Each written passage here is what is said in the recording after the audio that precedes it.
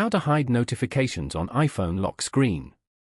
To get started, first of all go ahead and open up the Settings application on your phone. Once you're here, scroll down and go to Notifications.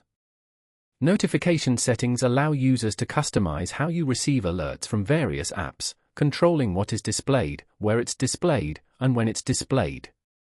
This includes managing banner styles, sounds, badge app icons, and grouping notifications by app or thread. Users can also prioritize notifications through focus modes and VIP lists for emails. Here, go to Show Previews.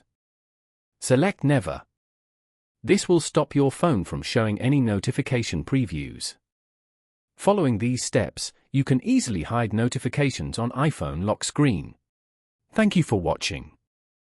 Please leave a like if this tutorial helped you, or leave a comment below if you have any questions related to the video.